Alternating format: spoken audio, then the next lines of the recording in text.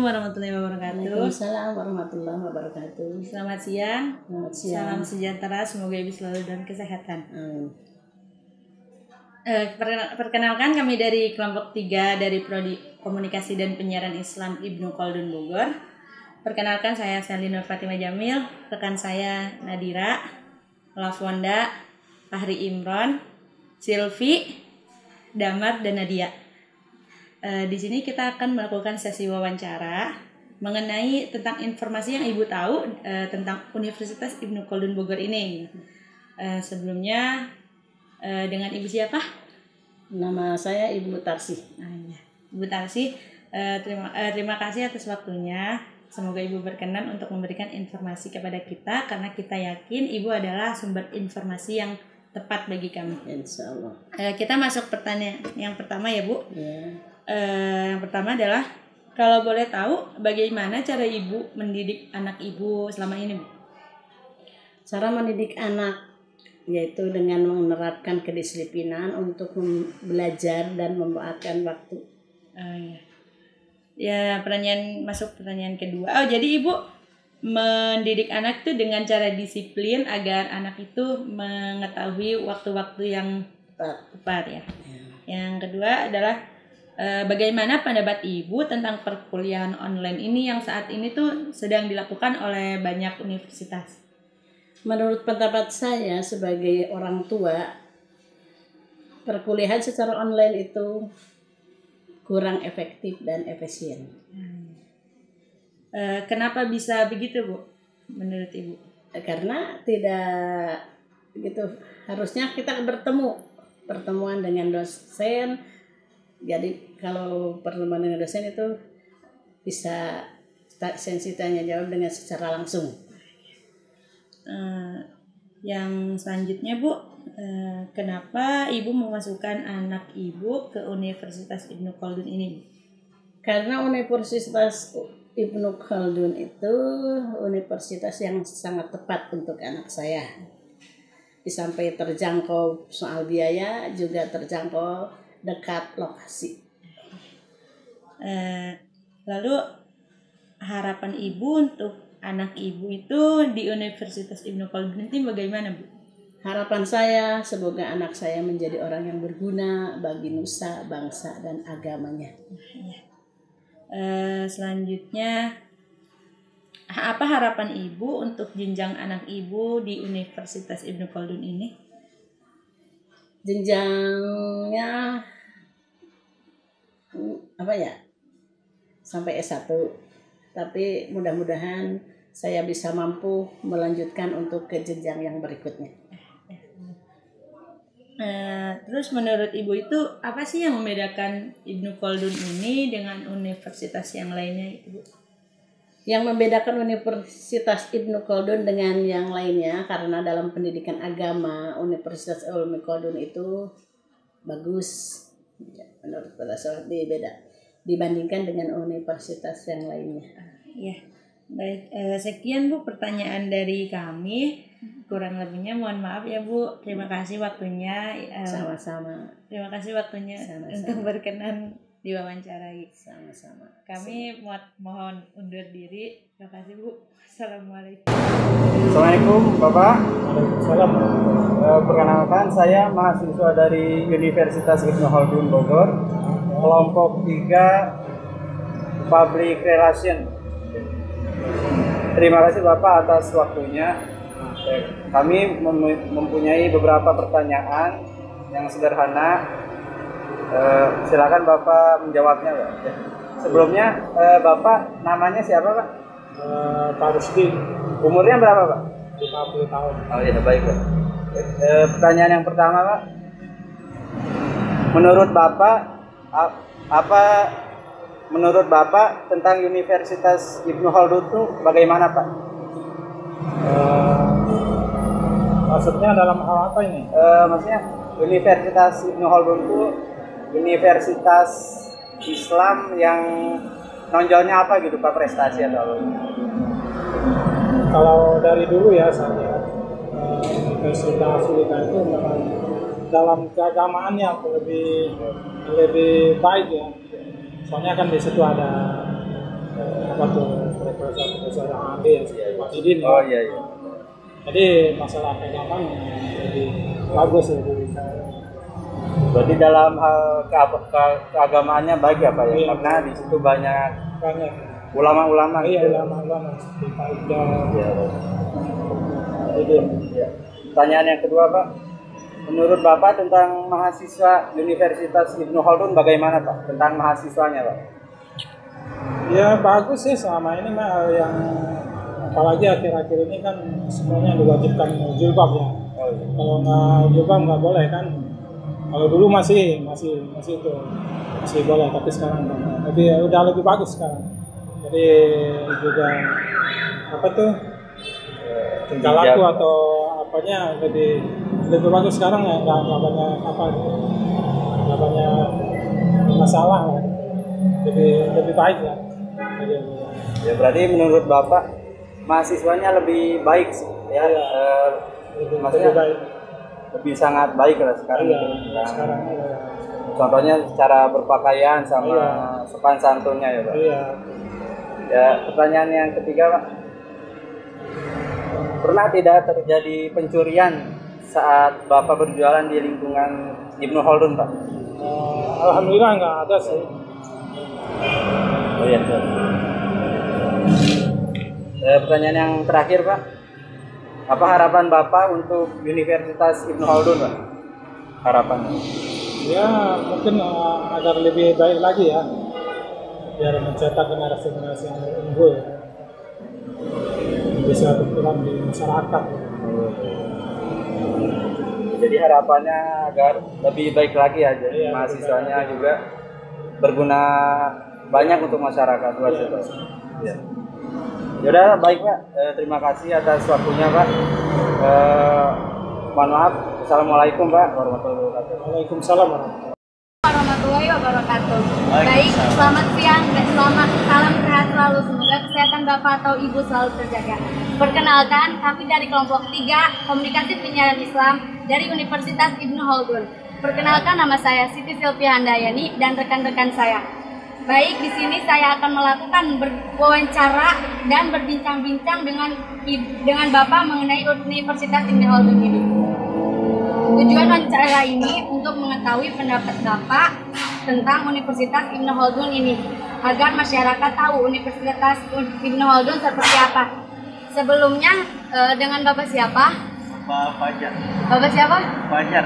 Oke, baik. Kita langsung masuk ke sesi pertanyaan aja ya. Ya. Yang pertama, menurut Bapak tentang Universitas Ibnu Khaldun itu seperti apa? Kalau menurut saya sih universitasnya kan luas kayaknya. Terus apa ya? Baik juga orang-orangnya. Terus? Cukup mungkin? Cukup. Oke, lanjut ya. Kita ke pertanyaan yang kedua. Menurut Bapak tentang mahasiswa Universitas Ibnu Khaldun itu seperti apa? Mahasiswanya baik, ramah juga. Oke, lanjut ke pertanyaan yang ketiga ya, Ya, Pak. Pernahkah terjadi pencurian di lingkungan-lingkungan ini? setahu saya belum pernah. Alhamdulillah belum pernah berarti ya, Pak. Ya, Oke, berarti lanjut ke pertanyaan kami ke terakhir. Dan saya minta ya Pak, apa harapan untuk Universitas Ibnu Khaldun untuk kedepannya itu? semoga kedepannya jauh lebih baik.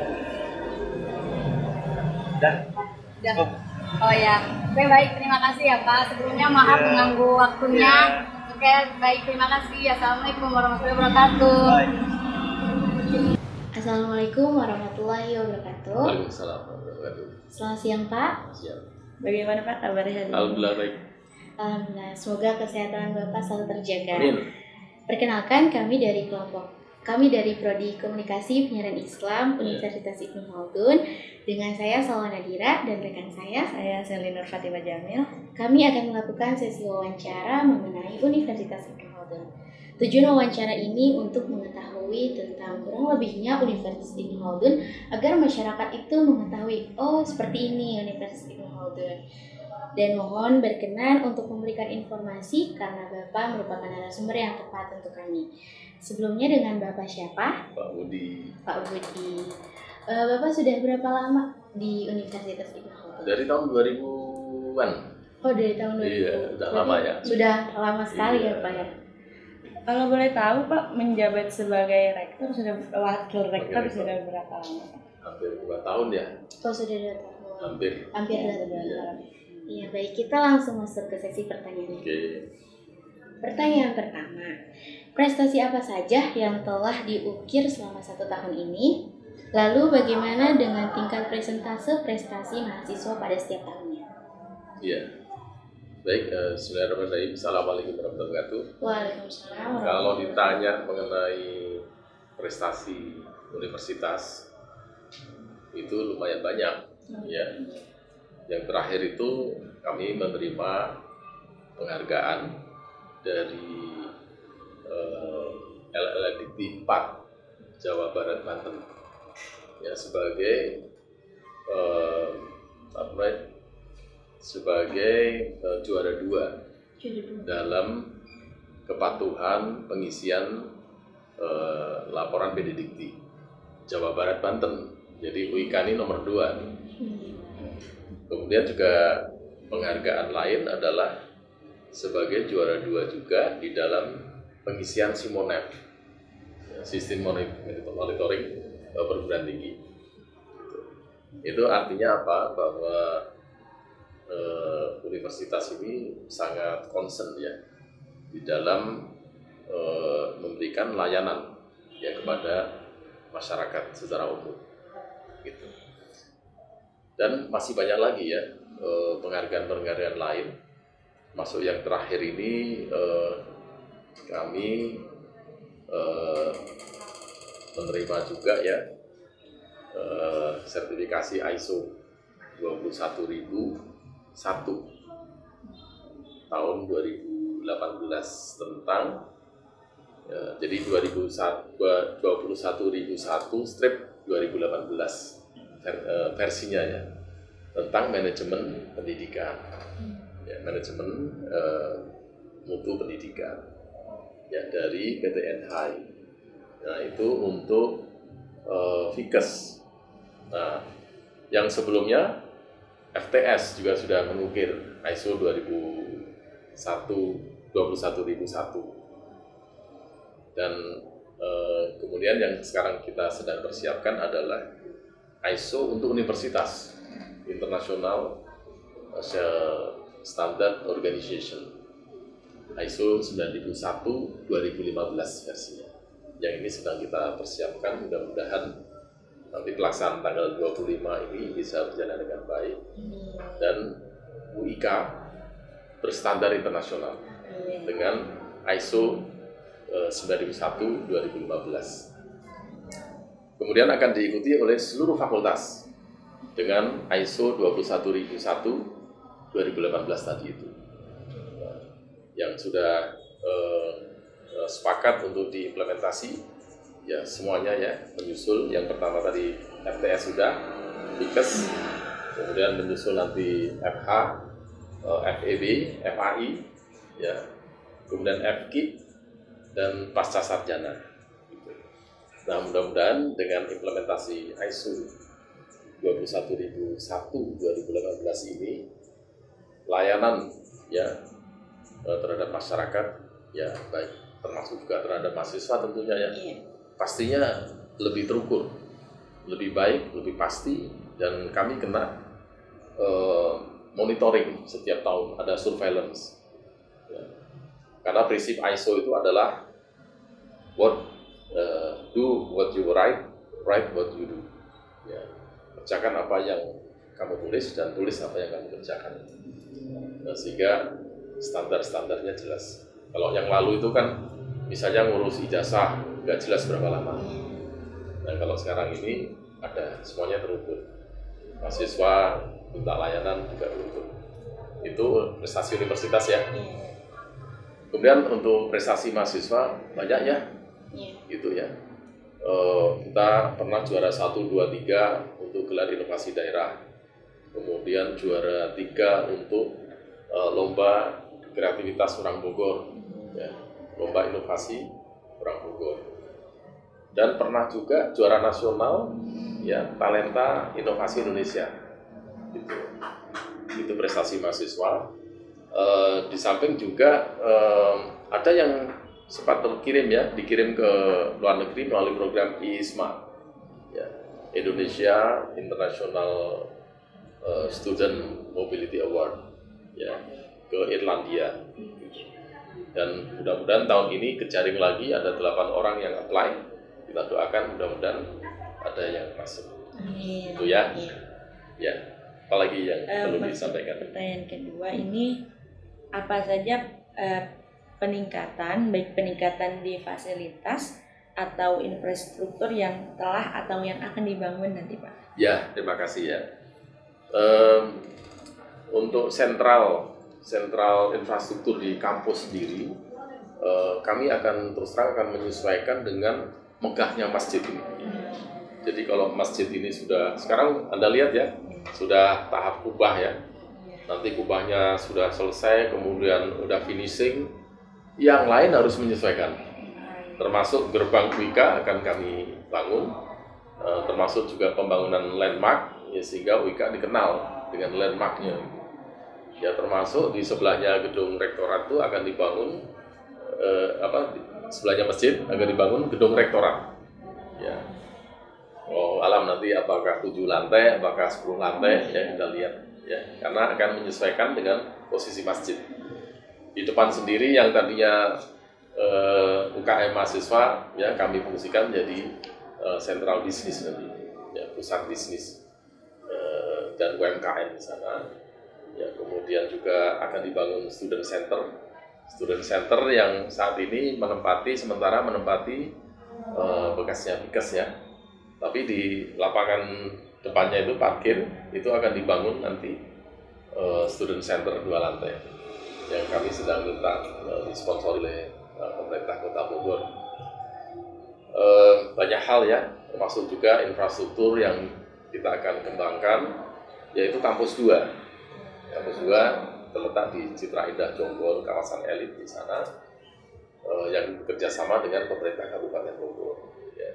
Jadi nanti ada model program studi di luar kampus utama. Nanti akan kami pilih program studinya yang di sana apa saja. Kemudian kami bekerja sama juga dengan Darul Falah untuk membangun kampus di luar kampus utama, ya, di pondok pesantren pertanian Darul Falah. Dan tentu saja yayasan sedang berusaha untuk menyiapkan yang saat ini dalam taraf pembebasan lahan kampus. Jadi kalau sini kampus 1, kemudian di Jonggol kampus 2, di Darul Falah kampus 3, ya, di Sadeng, tahu Sadeng ya? Tahu ya. Lewiliang ya, Lewi Sadeng ya. Iya. Itu kampus 4. Kampus 4 itu kampus masa depan karena seluas 70 hektar di sana sedang dibebaskan ya. Nah, mudah-mudahan dengan infrastruktur ini Bikes semakin eksis dan semakin maju. Ya, itu aja sementara. Semakin dikenal banyak Semakin orang. dikenal ya, karena kita terus mengembangkan kerjasama, termasuk kerjasama luar negeri. Nah, seperti sekarang ini kita mendapatkan kegiatan dari sponsorship Swedia ya, melalui program Rekovtisi ya, untuk mengenai agroforestry gitu. Nah, jadi ini proyek-proyek internasional kita sudah mulai dipercaya, kemudian kerjasama dengan luar juga mulai dipercaya. Terus kami juga punya rencana mau mengirim kalian, nggak tahu nih sekarang semester berapa nih? 2. Semester 2. Nanti semester 4 kalau yang program beasiswa kami tawarkan, kami kirim keluar ya, termasuk ke Malaysia yang paling dekat ya, yang kita sudah ada ini. Nah, kalau yang enggak, yang non beasiswa kami tawarkan juga ya, atas biaya mandiri. Itu mungkin ya rencana-rencananya. Nah, pertanyaan ketiga, Pak. Kira-kira apa sih yang membedakan Universitas Ibnu Khaldun dengan universitas lainnya? Universitas Ibnu Khaldun ini didirikan oleh para ulama pejuang ya. Anda tahu yang di depan jalan apa?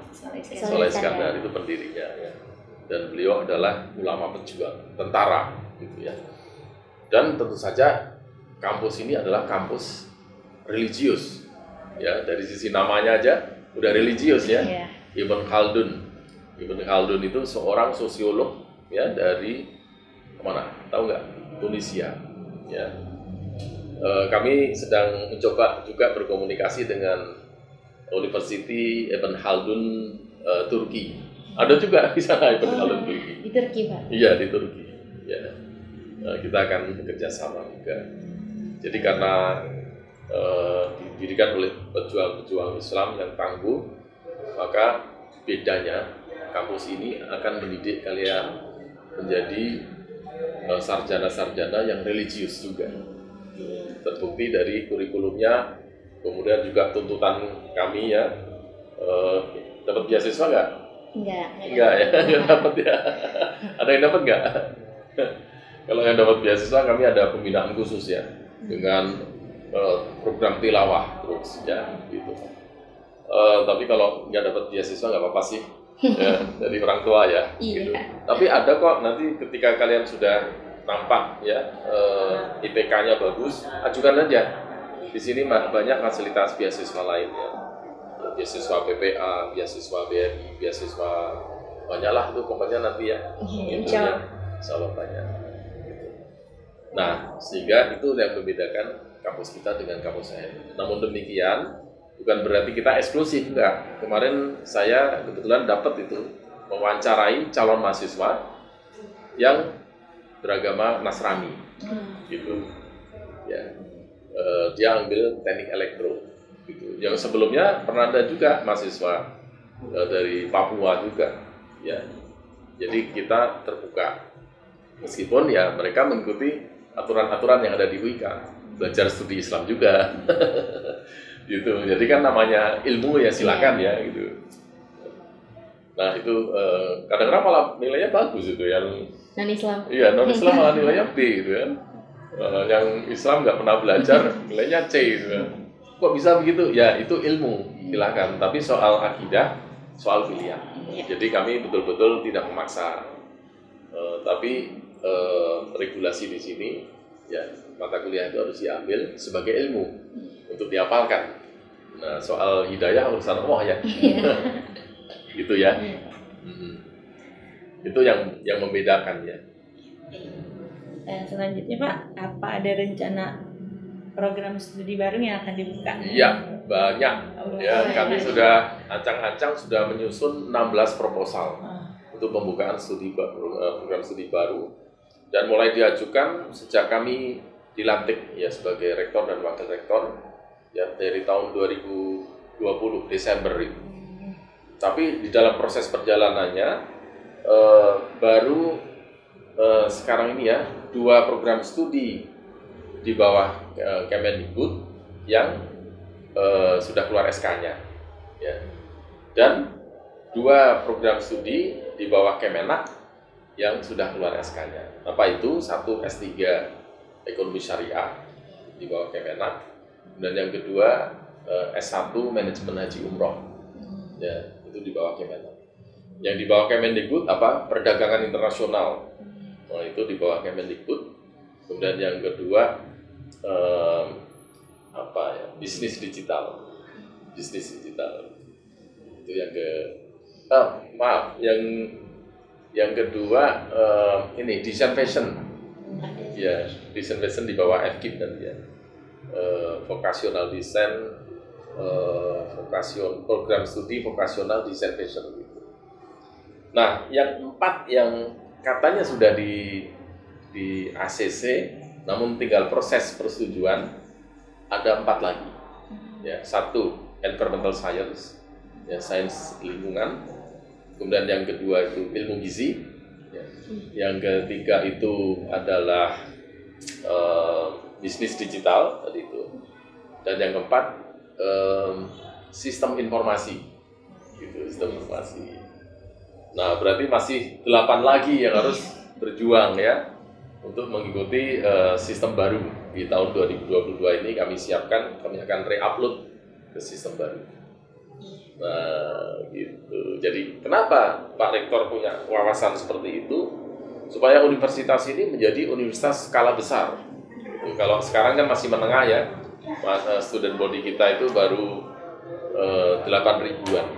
Pak Rektor pengen student body kita itu di atas 10 ribu, baru masuk kategori universitas besar. Gitu ya. Pertanyaan terakhir Pak, apakah ada kemungkinan jika UKT naik setelah universitas dikenal? Pasti naik. Ya, hanya kenaikannya nggak signifikan. Kami tahu bahwa ini adalah kampus rakyat, ya sehingga diharapkan terjangkau. Gitu. Tapi kalau naik pasti, kenapa? Karena mengikuti perubahan ya, perubahan harga-harga juga berubah ya. Jadi kalau kita nggak naik, saya bilang nggak bakal naik ya, itu rasanya nggak masuk akal juga gitu ya. Apalagi dengan tuntutan kita harus mengimplementasi ISO International Standard Organization yang mereka nggak main-main itu.